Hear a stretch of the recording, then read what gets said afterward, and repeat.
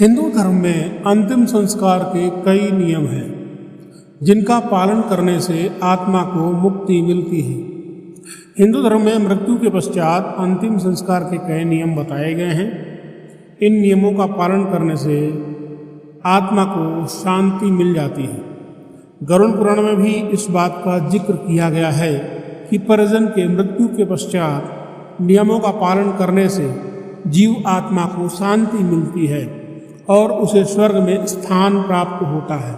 नमस्कार दोस्तों, आप सभी का स्वागत है मेरे चैनल पर। ऐसी और वीडियो देखने के लिए चैनल को सब्सक्राइब और वीडियो को लाइक करें। मृत्यु जीवन का अंतिम और अटल सत्य है जिसे कोई टाल नहीं सकता। जिसने जन्म लिया है उसकी मृत्यु अटल है और मृत्यु के बाद उसका पुनर्जन्म भी निश्चित है। इस कथन को श्री कृष्ण द्वारा गीता में कहा गया है। श्री कृष्ण के अनुसार जीवन और मृत्यु एक जग के समान है जिससे हर व्यक्ति को गुजरना पड़ता है। गीता के अनुसार मृत्यु के बाद जीवन का नया आरंभ होता है। इसलिए परिजन की मृत्यु के पश्चात अंतिम संस्कार के नियम का पालन किया जाता है जिससे जीवात्मा को मरणोपरांत स्वर्ग और अगले जन्म में उत्तम शरीर की प्राप्ति हो। हिंदू धर्म में जन्म से लेकर मृत्यु तक कुल 16 संस्कार होते हैं। इनमें मृत्यु आखिरी यानी 16वां संस्कार होता है। मृत्यु संस्कार में मृतक की अंतिम विदाई, दाह संस्कार और आत्मा की शांति के लिए कई रीति रिवाज व नियम होते हैं। शास्त्रों में भी अंतिम संस्कार के नियमों का उल्लेख किया गया है। माना जाता है कि जिन मृतकों का विधि विधान से अंतिम संस्कार नहीं किया जाता उनकी आत्मा प्रेत की तरह भटकती रहती है और उन्हें कई तरह का कष्ट भोगना पड़ता है। इसलिए मृत शरीर का अंतिम संस्कार जरूरी होता है। इससे उन्हें मोक्ष की प्राप्ति होती है। मृत्यु के बाद उनके अंतिम संस्कार के नियमों के बारे में जिनका पालन करना घर के व्यक्तियों के लिए जरूरी बताया गया है।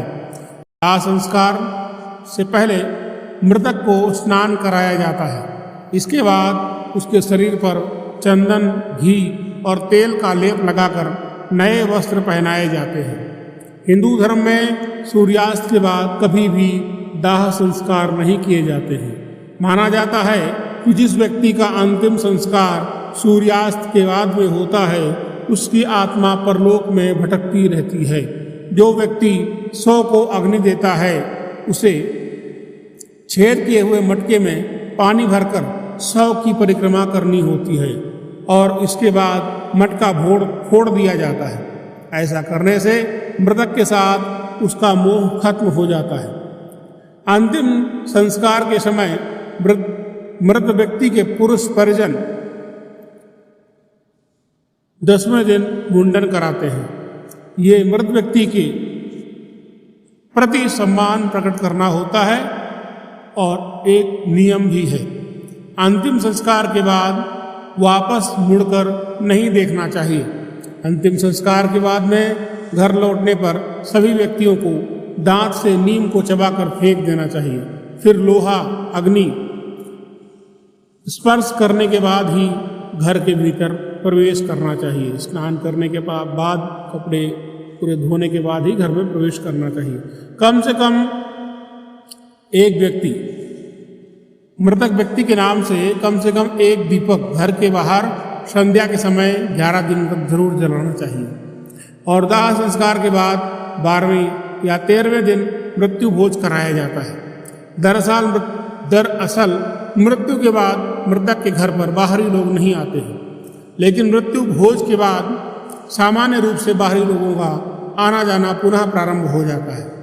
हिंदू धर्म में अंतिम संस्कार के नियम का पालन करने से आत्मा को शांति मिलती है, मोक्ष मिलता है